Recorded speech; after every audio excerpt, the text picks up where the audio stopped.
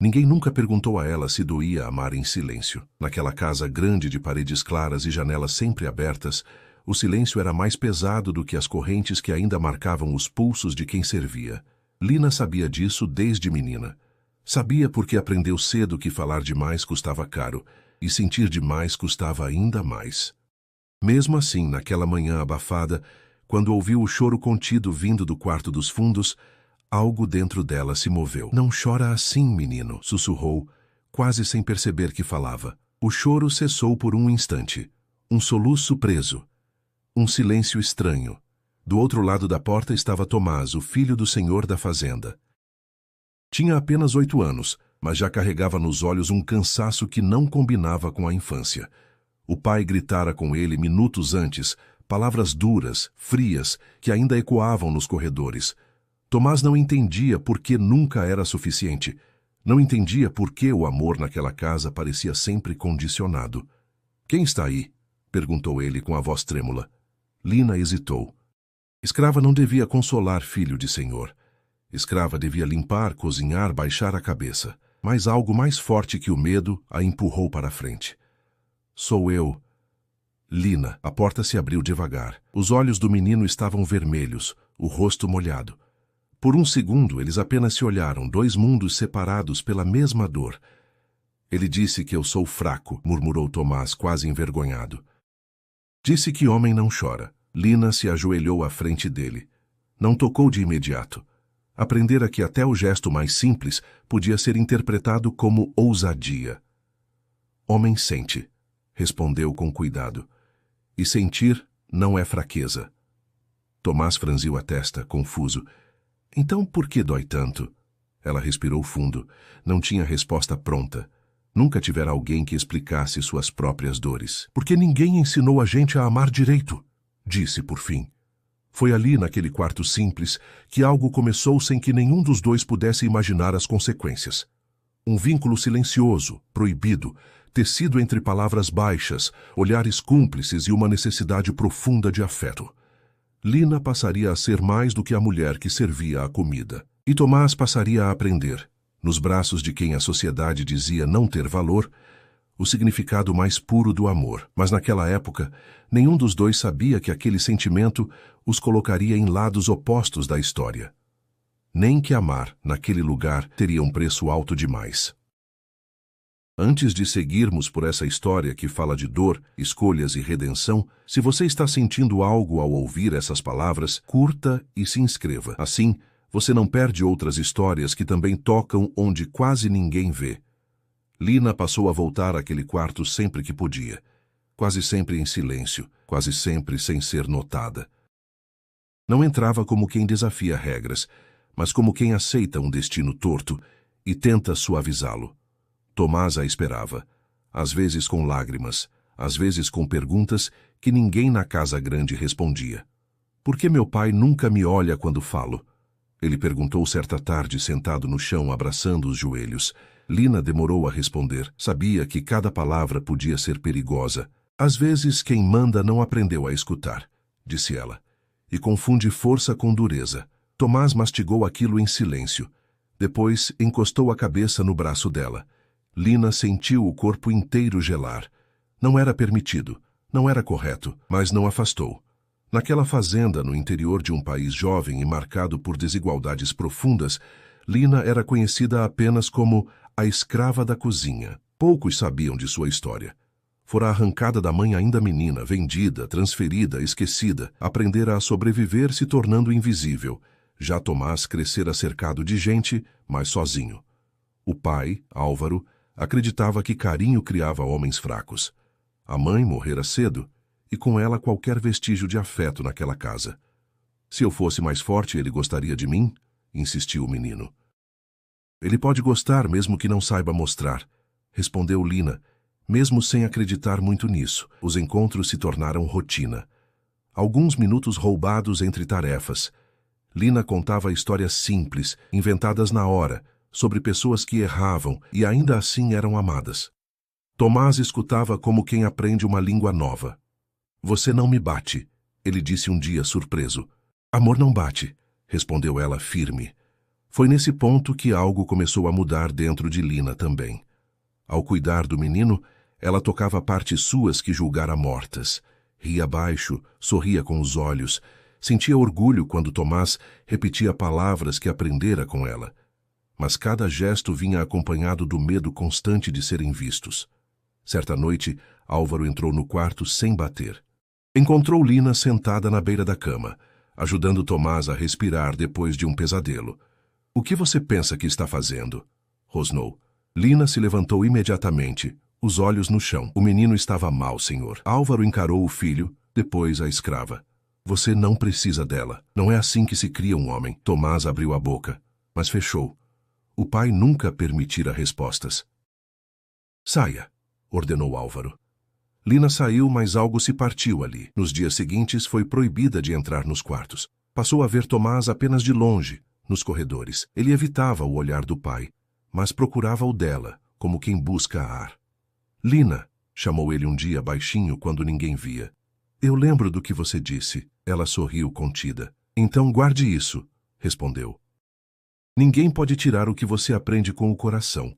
Mas o isolamento fez crescer dentro de Tomás uma revolta silenciosa. Começou a questionar as ordens do pai, a observar a forma como os escravos eram tratados. Viu Lina apanhar por um prato quebrado. Sentiu algo que nunca sentira antes. Injustiça. "Por que fizeram isso com você?" perguntou mais tarde, escondido atrás do celeiro. "Porque podem", disse ela com a voz cansada. "Não é certo", afirmou ele com firmeza infantil. Lina o olhou surpresa. Pela primeira vez, viu ali não apenas um menino ferido, mas alguém disposto a enxergar. "Saber disso já muda tudo", disse ela. Naquele instante, Tomás entendeu que amor não era só cuidado, era escolha. E aquela escolha começava a afastá-lo do pai e aproximá-lo de um mundo que ele fora ensinado a ignorar. O tempo começou a passar de um jeito diferente depois daquele dia. Tomás já não era o mesmo menino calado que aceitava tudo com a cabeça baixa. Havia algo inquieto em seus olhos.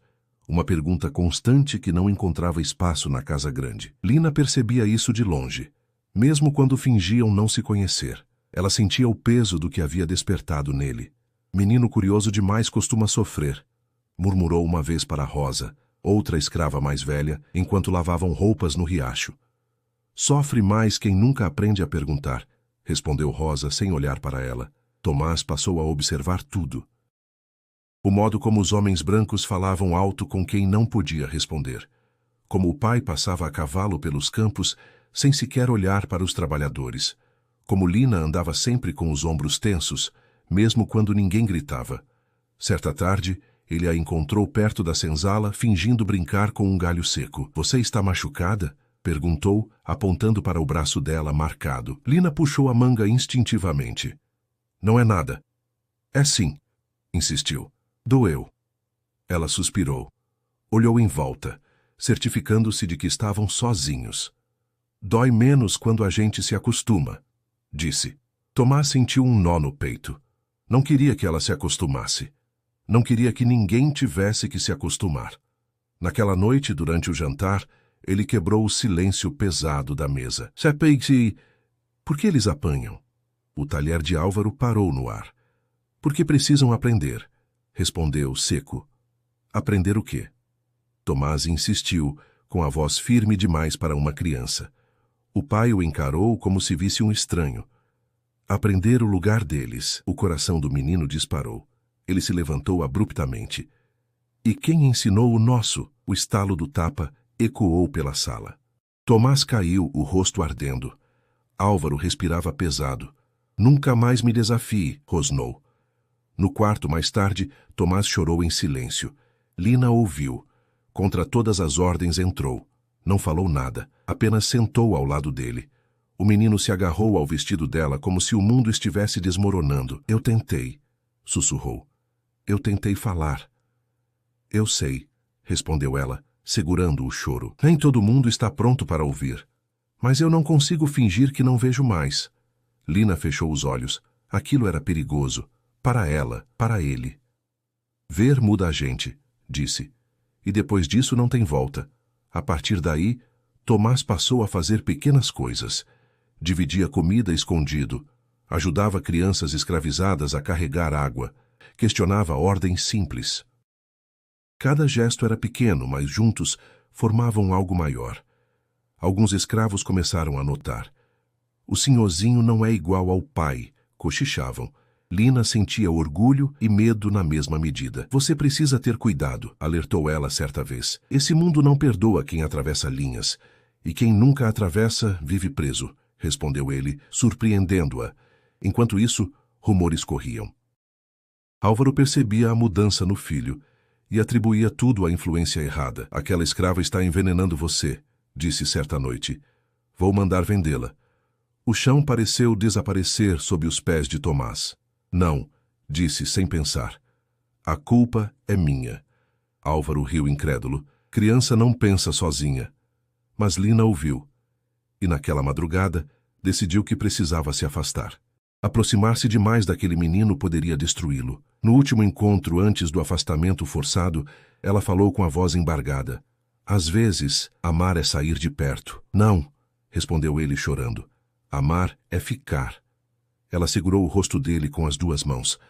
Um dia você vai poder escolher, e quando esse dia chegar, lembre-se de quem você é quando ninguém está olhando. Tomás assentiu em silêncio. Antes de seguir adiante nessa história, deixa eu te perguntar algo de forma simples, como uma conversa entre nós. De onde você está nos assistindo agora? Às vezes, saber que essa história atravessa lugares diferentes torna tudo ainda mais real. Lina se afastou. Tomás ficou, mas algo entre eles já não podia ser apagado. A ausência de Lina foi sentida como um vazio físico. Tomás acordava procurando por ela nos corredores, nos cantos da cozinha, no quintal ao entardecer. Mas Lina agora trabalhava longe da casa grande, enviada para o campo como punição silenciosa. Não houve anúncio nem despedida, apenas distância. Onde está a Lina? Perguntou ele a um dos capatazes. Não é da sua conta, respondeu o homem, empurrando-o de leve para fora do caminho. Tomás engoliu seco. Pela primeira vez, sentiu ódio. No campo, Lina sentia o corpo doer de um jeito novo.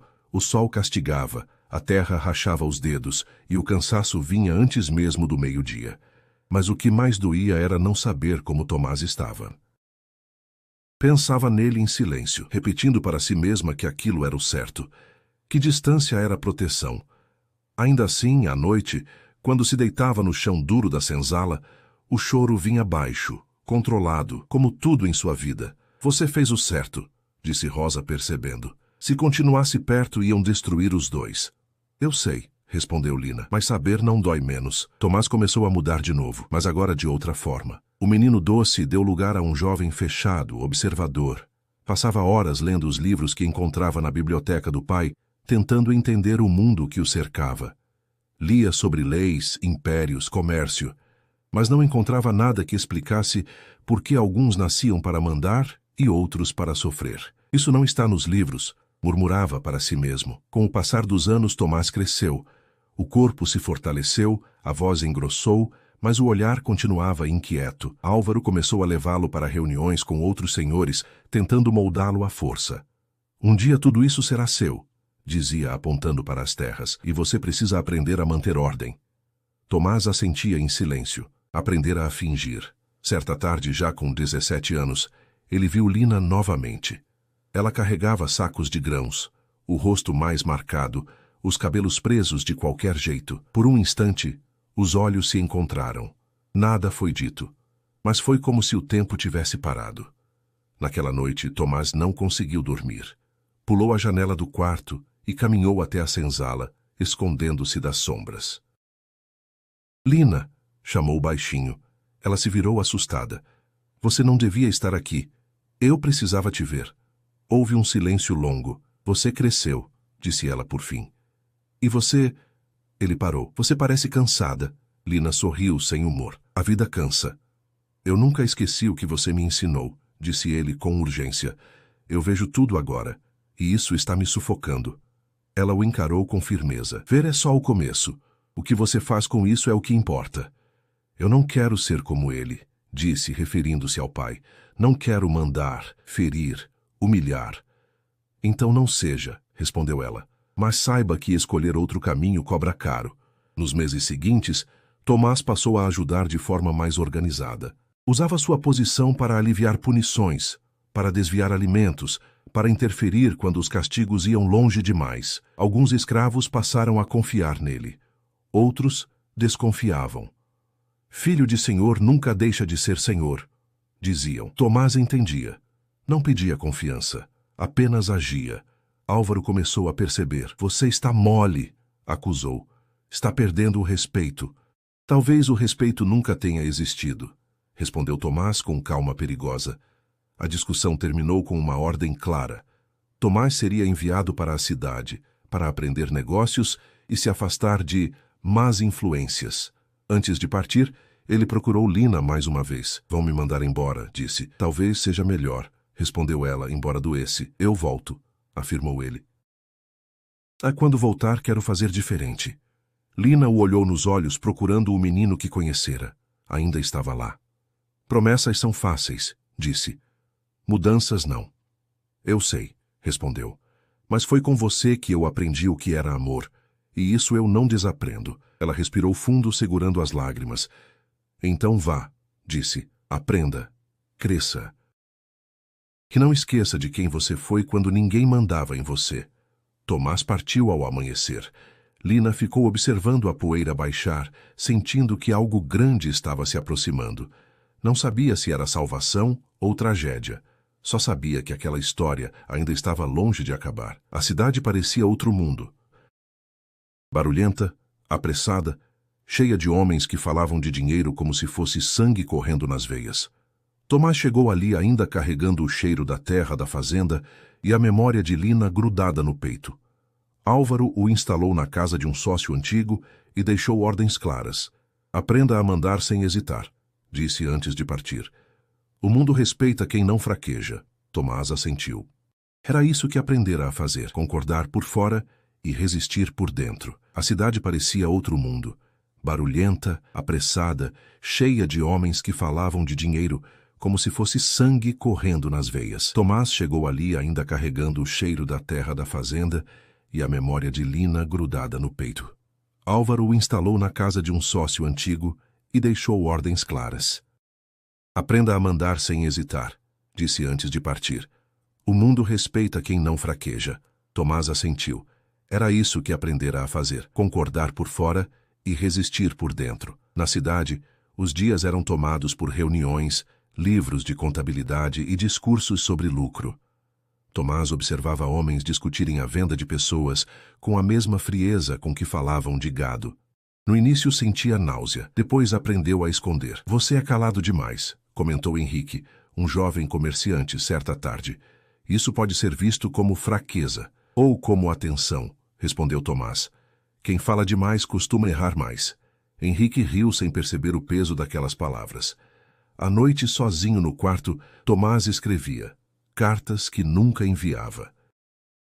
Falava com Lina no papel, contava o que via, o que aprendia, o que o revoltava. Eles chamam de ordem o que é medo, escreveu certa vez, e de progresso o que é crueldade organizada. Com o tempo, começou a frequentar outros círculos. Homens que discutiam ideias novas, falavam de liberdade, de leis mais justas, de um futuro diferente. Eram poucos e cautelosos. Falar demais pode custar a vida, alertou um deles, Augusto. Mas ficar calado custa a alma. Tomás sentiu um arrepio. Aquilo soava perigosamente familiar. Enquanto isso, na fazenda, Lina enfrentava dias cada vez mais duros. A ausência de Tomás a deixara exposta. Álvaro não esquecia. Passara a observá-la com mais atenção, buscando falhas. Você anda com a cabeça em outro lugar, acusou ele certa manhã. Escrava distraída é problema. Só estou cansada, senhor, respondeu ela, sem erguer os olhos. Cansaço não é desculpa, disse ele, antes de ordenar um castigo que ecoou pelos campos. Rosa ajudou Lina a se levantar depois. Esse menino mexeu com você, disse em tom baixo, e isso te enfraqueceu aos olhos deles. Não, respondeu Lina com dificuldade. Me lembrou quem eu sou. Anos se passaram. Tomás voltou da cidade diferente. Mais contido, mais estratégico, não falava mais em confrontos diretos, observava, planejava. Álvaro, orgulhoso, acreditava ter vencido. Agora sim você parece um homem, disse ao vê-lo negociar com firmeza. Tomás sorriu, calculado. De volta à fazenda, a primeira coisa que fez foi procurar Lina. Encontrou-a no mesmo lugar de sempre, mas mais magra, mais silenciosa. Você voltou, ela disse, sem surpresa. Eu prometi. Houve um momento de silêncio pesado. Eu não voltei o mesmo, acrescentou ele. Ainda bem, respondeu ela. O mesmo não sobreviveria. Tomás começou a implementar mudanças pequenas, quase invisíveis. Reduziu castigos sob pretexto de produtividade. Incentivou casamentos entre escravos para estabilidade. Criou uma escola improvisada para filhos de trabalhadores, alegando que isso melhoraria o rendimento no futuro. Você está ficando mole, reclamou Álvaro. Estou ficando inteligente, respondeu Tomás. Medo demais cria rebelião. O pai não gostou, mas aceitou. O lucro não caíra. Pelo contrário, Lina observava tudo com cautela. Você está andando numa corda fina, alertou ela. Eu sei, respondeu ele, mas agora eu sei onde pisar. O vínculo entre eles havia mudado. Já não era apenas cuidado, era cumplicidade, respeito. Algo profundo, silencioso que nenhum dos dois ousava nomear.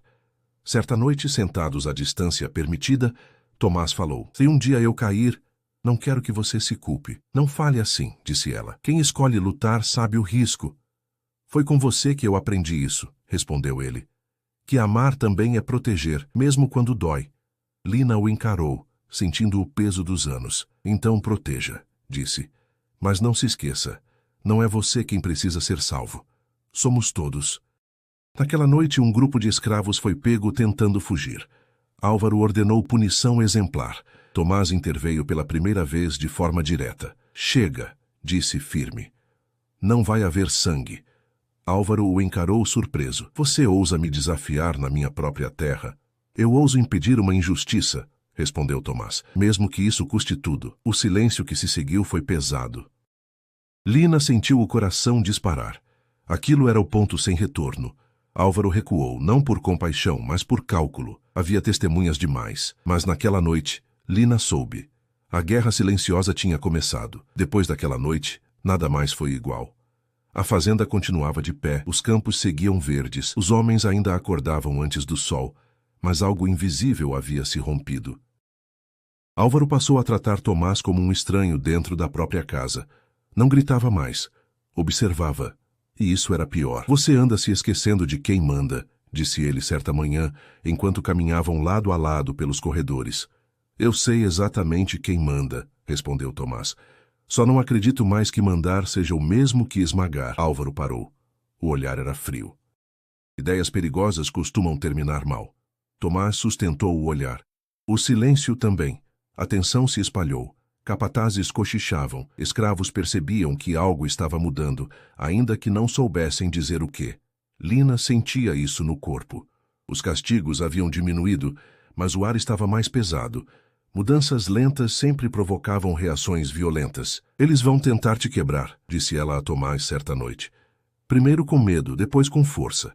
Eu sei, respondeu ele, e é por isso que preciso que você esteja segura. Ela riu, sem humor. Escrava nunca está segura. Tomás passou a planejar em silêncio. Usava sua influência para transferir alguns escravos para propriedades vizinhas menos brutais. Forjava documentos, negociava dívidas, criava brechas. Não era liberdade, mas era sobrevivência. Entre esses nomes, o de Lina sempre voltava à sua mente. Se eu te tirar daqui, disse ele, hesitante, você iria? Ela o encarou por um longo tempo. Ir para onde? Perguntou. A liberdade no papel não muda o mundo lá fora. Muda o seu, respondeu ele. Talvez, disse ela, mas eu não posso abandonar os outros. Tomás sentiu o peso daquilo. Amor mais uma vez não era simples. Os rumores chegaram à cidade. Um filho de senhor que protegia demais seus escravos. Um homem que lia livros proibidos. Álvaro começou a perder aliados. Você está manchando nosso nome, acusou ele, furioso. Já tem gente falando em te denunciar. Denunciar por quê? Tomás retrucou. Para não chicotear pessoas, por enfraquecer a ordem que se sustenta no medo merece cair. O tapa veio rápido. Tomás sentiu o gosto de sangue na boca, mas não recuou. Você não é mais meu filho, disse Álvaro ofegante. É uma vergonha. Então me deixe ser, respondeu Tomás. Prefiro a vergonha à crueldade. Naquela mesma semana, um levante foi descoberto. Alguns escravos planejavam fugir em grupo. Não havia armas, apenas desespero. Álvaro ordenou punição imediata. Tomás se colocou na frente. Se tocar neles, terá que passar por mim. Você enlouqueceu, gritou Álvaro. Talvez, respondeu Tomás. Mas não vou assistir isso acontecer. Os capatazes hesitaram. Nunca tinham visto aquilo. O filho do senhor enfrentando o próprio pai. Lina assistia de longe, o coração acelerado. Sabia que aquele era o limite. Chega, disse ela, avançando um passo, quebrando todas as regras. Se precisa punir alguém, puna a mim. Todos se viraram. Foi comigo que ele aprendeu a olhar, continuou ela, a voz firme apesar do medo. Se isso é crime, então sou culpada. O silêncio foi absoluto. Álvaro riu, um riso curto, cruel. Sempre soube, disse. Sempre soube que você era o veneno. Ele ordenou que aprendessem. Não, gritou Tomás, avançando.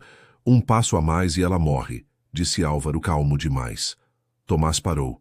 Nunca se sentira tão impotente. Lina foi levada, trancada, espancada. Não por ódio apenas, mas por exemplo. Naquela noite Tomás não dormiu. Caminhou pela fazenda como um fantasma. Sabia que não havia mais espaço para estratégias lentas. O tempo tinha acabado. Ao amanhecer, tomou sua decisão. Reuniu documentos, dinheiro, contatos, procurou aliados na cidade. Gente que devia favores, gente que acreditava em mudança, ainda que pequena. Isso pode acabar com você, disse Augusto ao ouvir o plano. Já acabou, respondeu Tomás. Só falta o mundo saber. Quando voltou à fazenda, foi direto até onde Lina estava presa. Encontrou-a fraca, machucada, mas viva. Desculpa, disse ele com a voz quebrada. Eu demorei demais. Ela ergueu o olhar, com dificuldade. Não, sussurrou. Você chegou quando precisava. Tomás segurou a mão dela, ignorando tudo ao redor. Eu não vou mais pedir permissão, disse. Nem para amar, nem para fazer o certo. Lina fechou os olhos, sentindo algo que há muito não sentia. Esperança, não ingênua, mas firme. Lá fora, a fazenda ainda parecia a mesma, mas por dentro, tudo estava prestes a ruir. Você que chegou até aqui, que atravessou essa história com o coração apertado e ainda assim permaneceu, curta e se inscreva. Algumas histórias não pedem pressa, pedem presença. Esta começa agora a se despedir, não como um fim simples, mas como uma travessia. A decisão de Tomás não nasceu do impulso. Foi construída em silêncio, noite após noite, enquanto caminhava pelos corredores da fazenda que um dia herdaria e já não reconhecia. Ele sabia que qualquer movimento em falso custaria caro. Sabia que não havia caminho seguro quando se escolhe romper com a própria origem. Ainda assim, havia algo mais forte que o medo. A certeza de que continuar como antes seria uma forma de morrer aos poucos. Enquanto isso, Lina se recuperava como podia. O corpo carregava marcas visíveis, mas o que mais doía era a memória do que fora feito para servir de exemplo. Rosa e outras mulheres se revezavam em silêncio, trazendo água, comida, palavras baixas. Ele vai conseguir? Perguntou Rosa certa madrugada, quase num sussurro. Lina demorou a responder. Não sei se conseguir é a palavra, disse por fim, mas sei que ele não vai mais recuar. Nos dias seguintes, a fazenda entrou num estado estranho, como se todos pressentissem algo inevitável. Álvaro ainda gritava ordens, mas sua voz já não produzia o mesmo efeito. Capatazes hesitavam. Alguns obedeciam por hábito, outros apenas fingiam. O medo começava a mudar de lugar. Quando os homens da cidade chegaram, não houve anúncio nem alarde. Vieram como quem observa, não como quem ataca. Papéis foram analisados, perguntas feitas, dívidas antigas reapareceram. A imagem sólida de Álvaro começou a rachar diante de olhos que não se intimidavam com títulos. Isso é uma traição, disse ele a Tomás com o rosto contraído. Não, respondeu o filho com calma. É consequência. Pela primeira vez, Álvaro não respondeu. O silêncio que se instalou não era respeito, era esvaziamento. O homem que sempre se sustentara na certeza do poder começava a entender o que era perdê-lo. A ordem oficial veio dias depois. Investigação aberta. Intervenção administrativa. A fazenda deixaria de estar sob controle absoluto. Não foi uma queda espetacular, mas foi definitiva. O mundo que Álvaro conhecia começava a ruir sem pedir permissão. Na manhã seguinte, Tomás pediu que todos se reunissem no pátio. Homens, mulheres, crianças, gente que por anos aprendera a não esperar nada. Lina estava ali, apoiada em Rosa. O corpo frágil, mas o olhar firme. Eu não posso apagar o que foi feito, disse Tomás. Não posso devolver o tempo, nem desfazer feridas, mas posso escolher o que acontece agora. Falou de mudanças reais, de contratos, de pagamento, de liberdade legal para quem quisesse partir.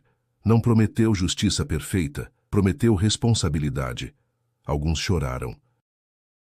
Outros desconfiaram. A esperança, quando nasce tarde, sempre vem acompanhada de medo. Depois da dispersão, Tomás caminhou até Lina. Você não deve mais nada a este lugar, disse ele. Pode ir se quiser. Ela olhou ao redor, respirou fundo. Justamente por isso fico, respondeu.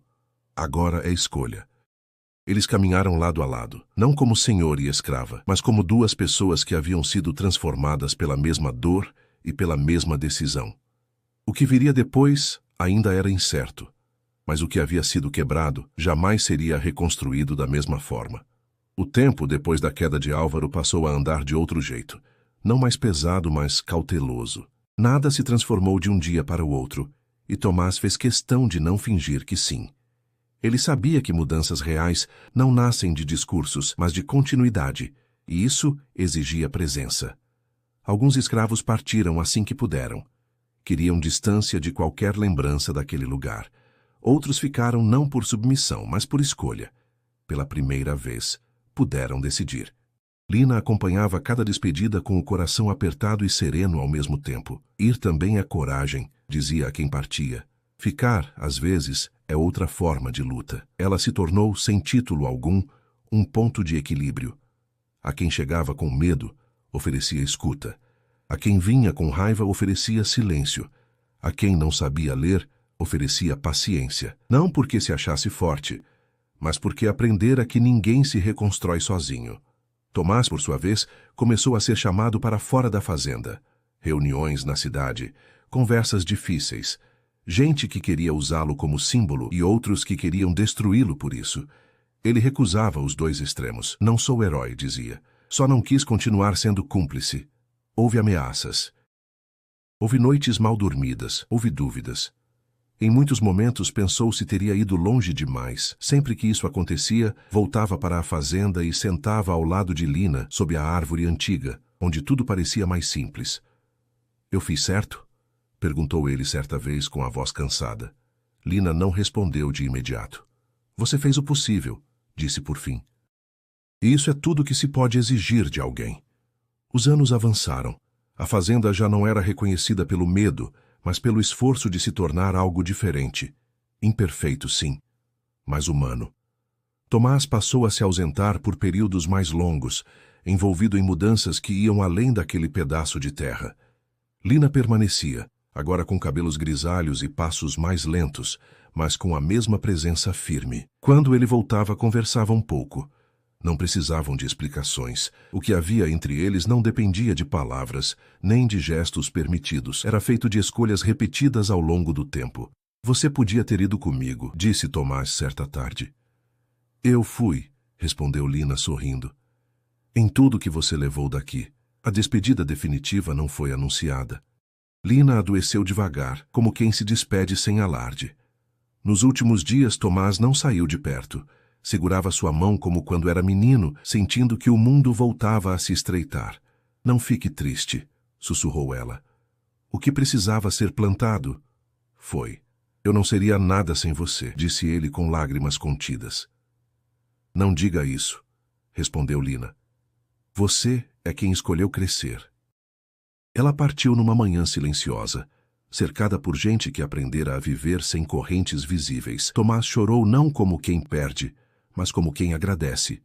Anos depois, quando falavam daquele homem que enfrentara o próprio pai e mudara uma história inteira, ele sempre corrigia. Nada começou comigo, dizia. Começou quando alguém me ensinou a amar sem possuir, a cuidar sem mandar, a ver sem desviar o olhar. Poucos lembravam do nome de Lina. Mas isso nunca importou, porque foi nos braços de uma escrava que um menino aprendeu o que era amor. E foi por causa desse amor que ele escolheu não repetir o mundo como o encontrou.